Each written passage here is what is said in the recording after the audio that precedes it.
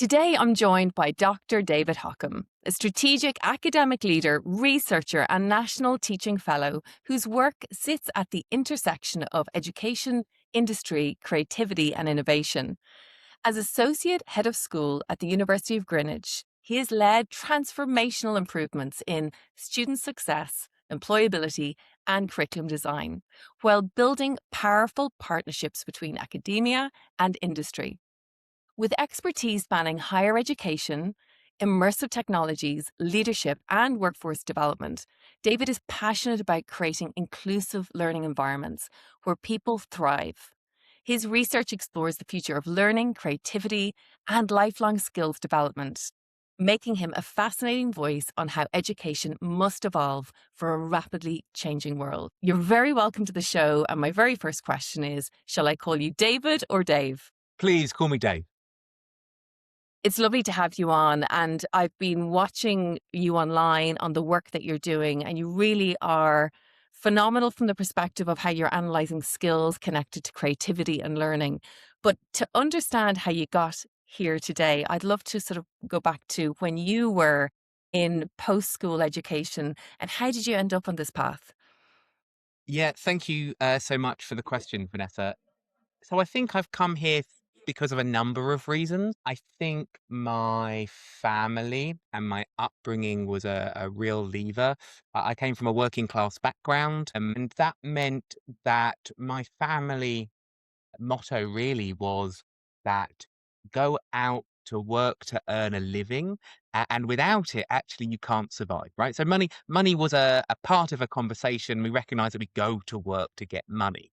And so when I was studying, when I was in secondary education, and I was really enjoying drama and theatre and performance, suddenly there was this kind of disconnect between this ability to go out and earn money and this what was kind of often seen as a vocational, where you do it as a hobby type of thing.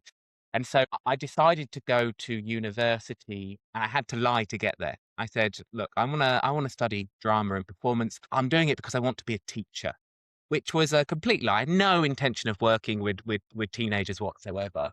But I suppose I felt I had to, because people understood you go to university to become a teacher, and Mhm. therefore that was kind of an understood route.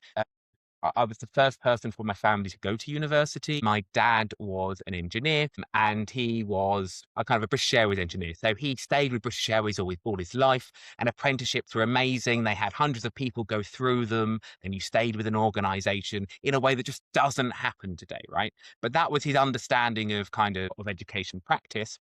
And what's interesting, I suppose, in the engineering space, and slight aside, is that when university courses picked up in engineering, suddenly he had to compete for his place, as a leader. And so he had to go back to an open university to take a master's in management and leadership so that he could maintain his space. But university for him was kind of a barrier, like, oh, I've got to go get this qualification. But if I don't get it, then I'm not going to be able to compete today. So that was kind of his experience. And then, sort of in a similar way, my auntie was a nurse, and she was one of the first Nightingale nurses, which was a vocational program, right? It didn't have a university attached to it. It was a vocational program. And then the government changed the rules to say, actually, this qualification, you actually can't do the kind of advanced nursing with that qualification. You have to stay in a junior role. And of course, my auntie was like, well, no, I want a career, a profession. So they had to go away and take a year out of work to get a year's qualification in nursing at a university to stay current. So in many ways, my family saw university as a barrier, like this hurdle you had to get over. And there was me wanting to go to explore this very non-vocational space, which was theatre. I did that as a BA, and then went on to do an MA in clowning. I mean, like, you can't make it up, can you? Yeah, I'm in the space because I recognize that the skills that I learned within theatre and performance were incredibly valuable, incredibly valuable to myself in kind of a career perspective, but also to people who want to pursue careers in creative industry subjects. And that's really poorly articulated within the UK system. The narrative against the creative arts is huge in a way. Like, the government think somehow that the creative industries is lesser than STEM subjects. Yet, of course, we're one of the fastest growing economies within the UK right now. So But surely that's changing. Surely, you know, if we look at all the reports that are coming out from Gardner and the Big Four, they're all saying the role of human skills, which fundamentally, when you look at what you do in creative industry, you're fostering, you're developing human skills. If AI can do all of the hard skills, surely now the government are realizing actually the creative industry play a huge role in what the new world looks like. well, I think that's partially true. I think there's a real recognition that there's something here. But the problem and the challenge is it's really how the money flows. So in my space, in theatre, we're a tiny, tiny subsection of the creative industry. So just from an economic stack, right? Theatre lies at the bottom, and then you've got film and television and music, and then game design, and then kind of computing, really, creative computing at the top. And so there's a creative economy that the government understands. But my part of it, the theatre, actually the human part of it, is often underfunded, underdeveloped, and and whilst it's the pipeline for those industries, how do you support that from a policy perspective? I think they're all still a little bit lost. I suppose that's why I'm interested. Can I help people articulate what those skills are? Can I help people bring the links between these kind of wider societal challenges, economic impact and value, and bring that back round to why we should be supporting people to study drama, performance, clowning at university? Why might there be a benefit to all of that rather than something that feels hobbyist? Well, you know, the listeners are going to want to know what happened after the clowning qualification. Did you have a career in clowning? Well, I started my own theatre company. I mean, I think differently. I think that's because I'm neurospicy, and Mm. so I Did you attracted say neurospicy? neurospicy. Yeah, so it suggests my brain fires in slightly different ways. I form connections between things, and it means that I I really value what other people have to say. I really enjoy listening to other people, and so I attracted a group of vagabonds, if you like, around me to form a theatre company, led at the time by one of my lecturers, who's Kasia Byrne. And we created a theatre company and we toured for a bit, and that was great. We toured internationally. It was before Brexit, so that was all quite easy. We were relatively successful actually. That company paused because I wanted a house and a cat and a family, and so did Kasia. But it's interesting that 10 years ago, Kasia calls me up saying, "Look, I want to do it again. And I've got something. I've got a theatre company, but we need to move it to the next level. Can you help?" And so actually, all these years later, I am now co-director of that theatre company, and we are touring. We've had international success. We've won multiple awards, and the theatre company Dead Rabbit Theatre is thinking about making its new show, which is a clowning show. So So it these are came kind of full full circle circle. moments. Yeah, absolutely, absolutely. Okay, that's awesome. I would love to ask a little bit about back then when you were doing the qualifications, you were thinking about the career, maybe you had the pressure from the family to sort of, as you say, earn a living from a proper job, whatever that's defined as. I think we're in a world now where it feels like it's happening again. There's pressures to go for careers, but now young people are realizing actually those careers are not going to exist in 5, 10 years time. And you really have to go with your instinct as to what path should I go? So, what made you very early on decide your own trajectory? Well, that sounds like I made some really clear choices early on. And I think the point is that I didn't actually make any choices. I decided I wanted to do everything. And when you're young, well, when I was young, I had energy to go and do lots of different things.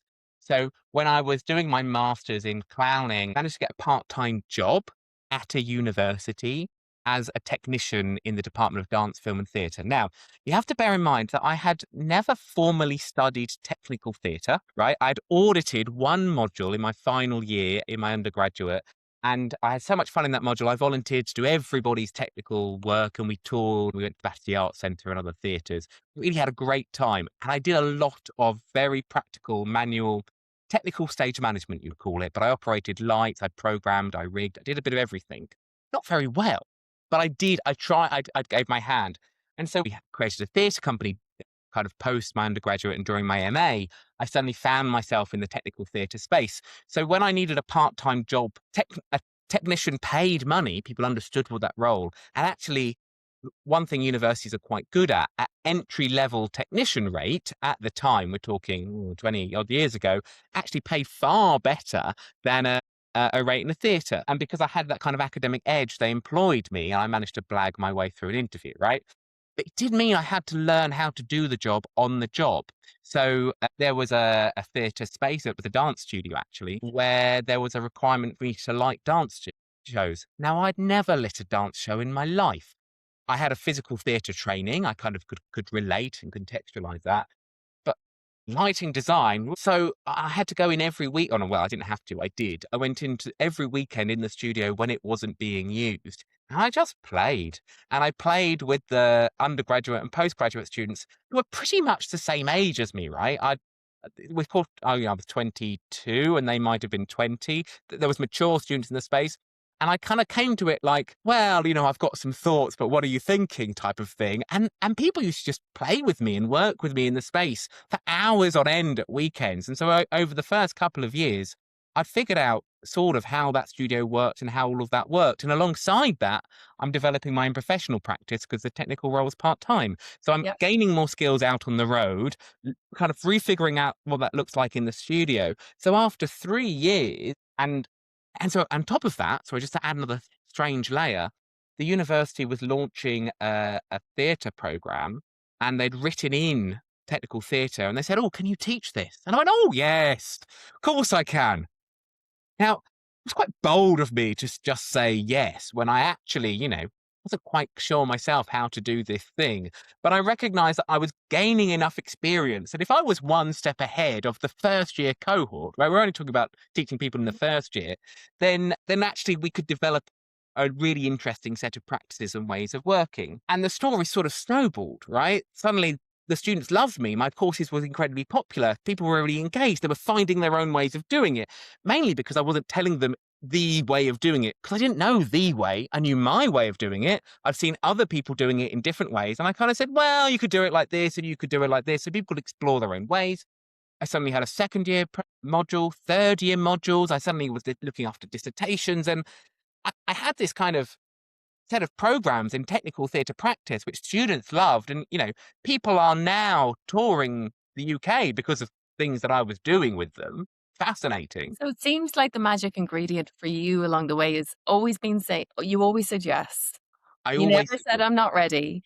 And I wonder now if we jump into today's world, because yes, you are in higher education, but there's this widening gap between higher education and corporates. And everything that you've described there, even down to developing the learning content and giving people agency over which path they learn and really going for it, is that what is needed today in industry to ensure we leave no one behind? Because we're reading about young people not getting offers, people being let go, people worried about, not being offered redeployment. What can you bring from the creative industry or your learnings that could help companies today do the best for future proofing? Yeah, no, I think that's a great question, and ties in really neatly to a body of work that I'm currently doing and presenting on tomorrow, actually, at the national trade shows for technical theatre. So I think industry, and by industry I mean employers really, have a role to play in understanding who our students are, what are their expectations, and also to understand what it is, what can we actually do in higher education and what can't we do? So about a month ago, I co-led a conference. It was called the Make a Difference Conference. It's run by the Association of British Theatre Technicians, and a colleague of mine, Mick Burgess Walsh, started it 4 years ago, basically saying, look, we need to figure out a joined up way in the backstage entertainment industry to have a better conversation, to understand how we support the next generation. And then really identified that we had a retention and recruitment crisis, right? People weren't coming into our industry, and if they were, they weren't staying. So it was put together to really solve that problem. And what was great about the design of the conference 4 years ago, and it stayed, is that it's a flipped conference. It requires people to workshop solutions in the space. So it's less talking heads and more kind of joined up practice. And I was invited a month ago to lead a set of provocations and design the workshops for the conference. And And they kind of went, Dave, I trust you, which was amazing, right? Dave, I trust you with this conference. What do you think we should do? What's the question we should be asking now? And it was very much this question, right? What do employers need to do to support the next generation entering into our industry, but also to support those already in the industry to continue to upskill and learn and build and develop and retain? And so I did that, and I steered the conversation through three provocations, really, based on my research. The first is recognizing that different generations think about learning differently because of the education they've gone through. So I'd already kind of talked about my family and how my dad's understanding of education was very different to mine. And so the provocation here is that those senior leaders who are making decisions in employment are going to have a really different understanding of what learning means to them than the generation coming into it, right? And if our understanding of learning is different, then our understanding of work and the kind of the consequences of that learning are also going to be fundamentally different. So we need to do some work in figuring out exactly what the people entering into our industries actually need, what's their desire.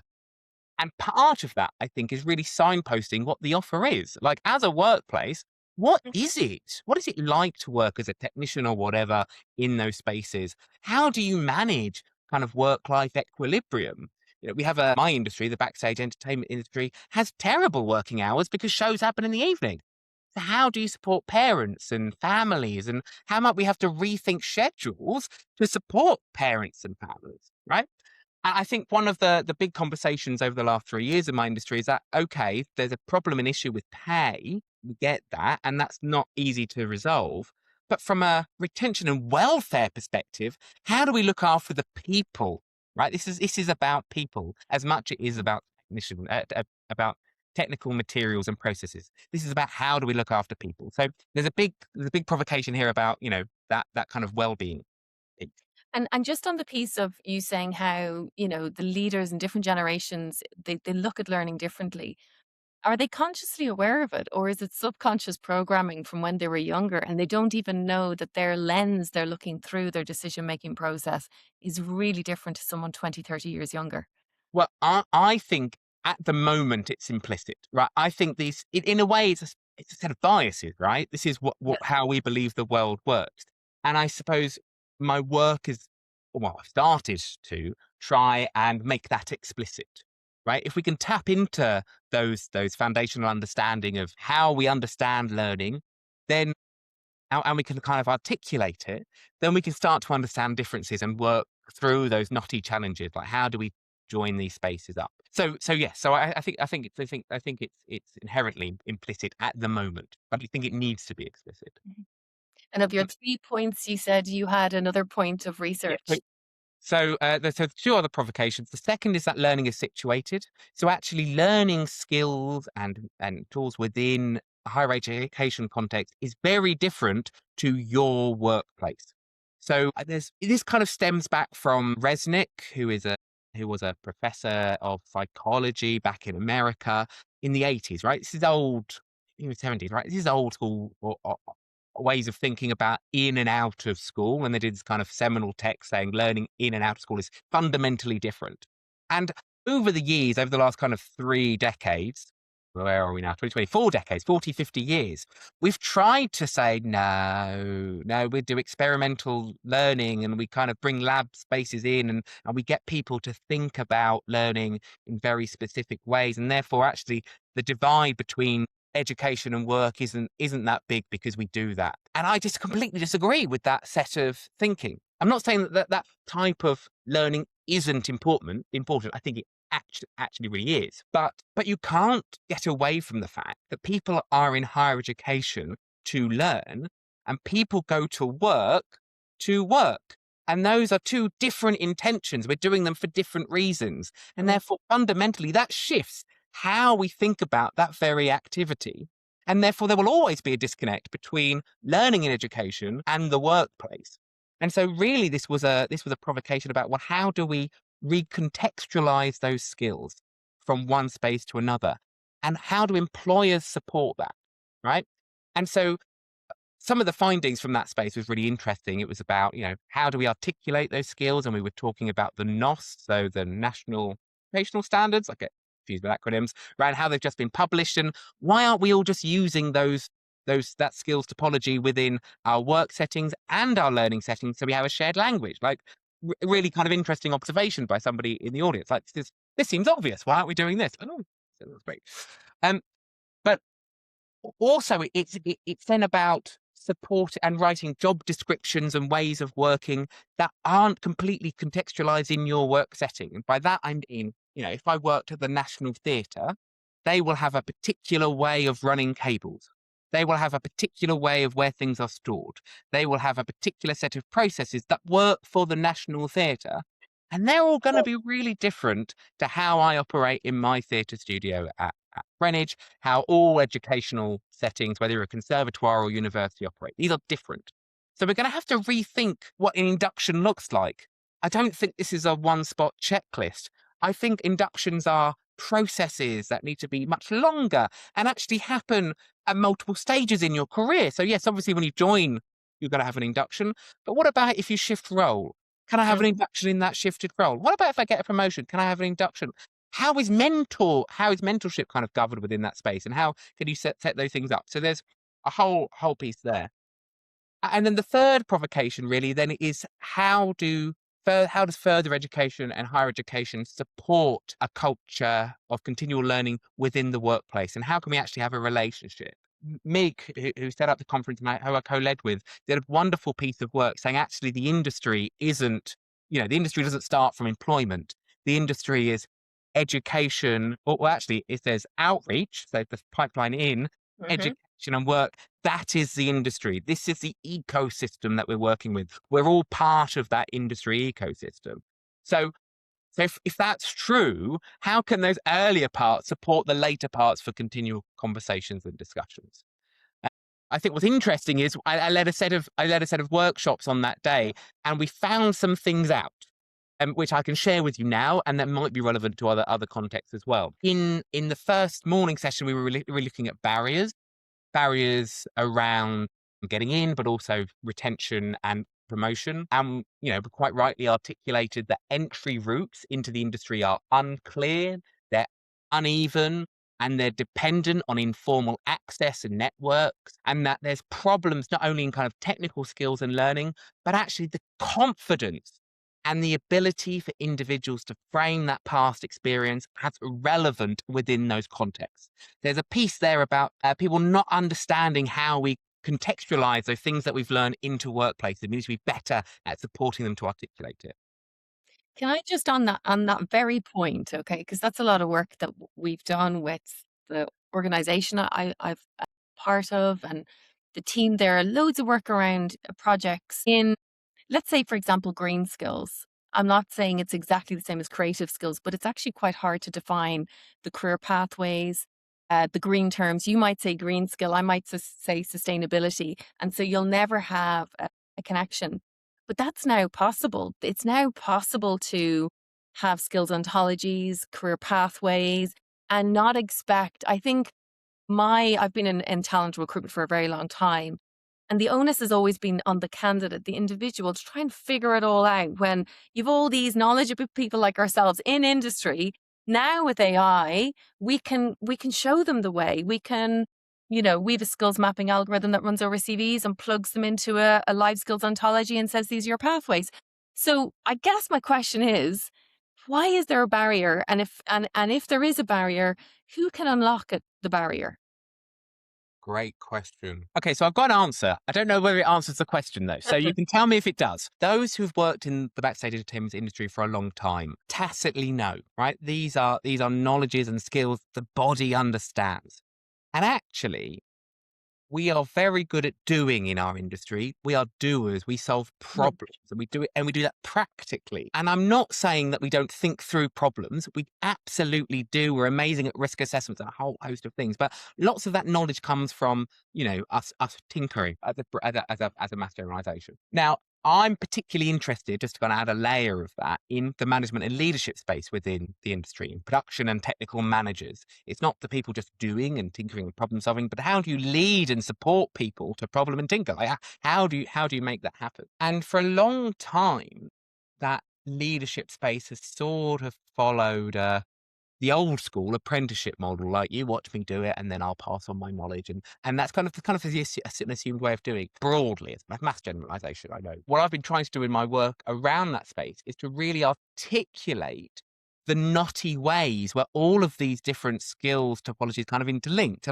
and my research talks about the social material set of practices. The social, it's the people, it's the welfare, it's the well-being, and the material, the sustainability, the theatre green book. These two things are interweaved. And for lots of people, they're so interweaved, it's so obvious, right? And how do you separate that knotty weave between the people and the things? I've just written a book that will hopefully be published this year around production and technical management, which I've written with my PhD student, who's no longer a student, they're now Dr. Melissa Bondar. And we talk about how we need to think about and think about these things together and understand how they're deeply connected.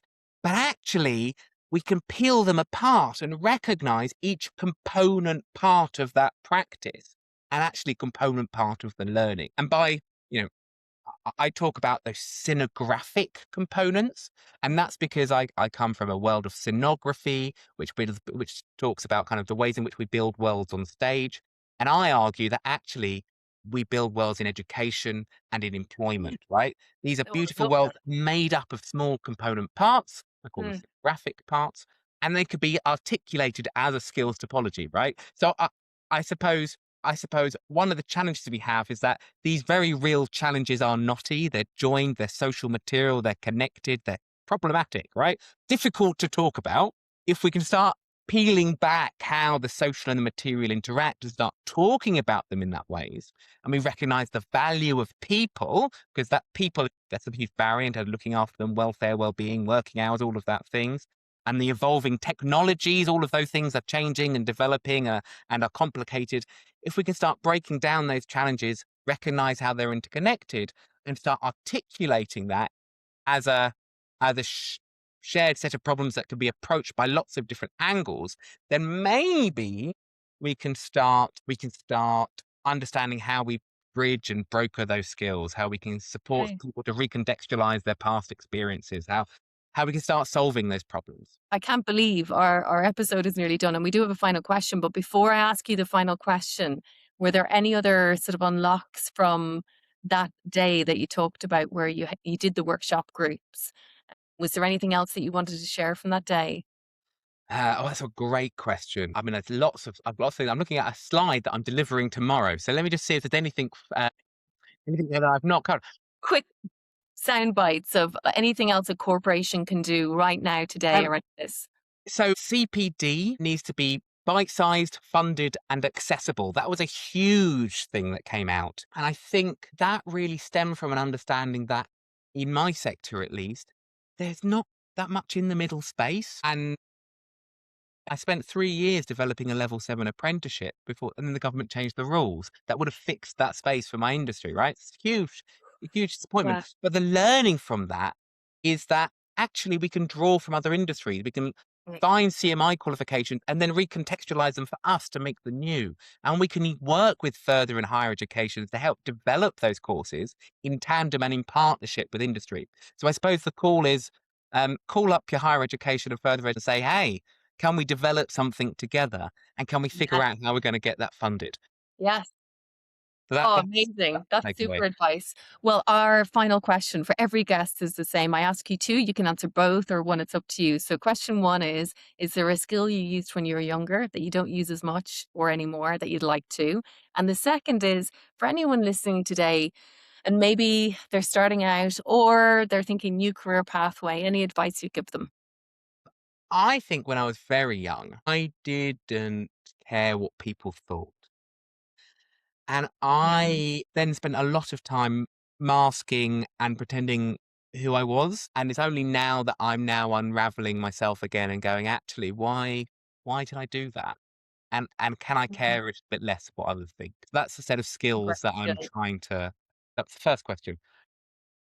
I really want to, I think the answer I really want to say, but I just don't know whether it's possible anymore, is to say yes to as many things as possible. That's my advice, because you don't know where they're going to lead. I think that's really tricky if you're from a working class background, from when you need to make sure that income is coming in, you don't know, you kind of guarantee. So I suppose it's say yes to as much as you can and allow yourself to have a portfolio of interests.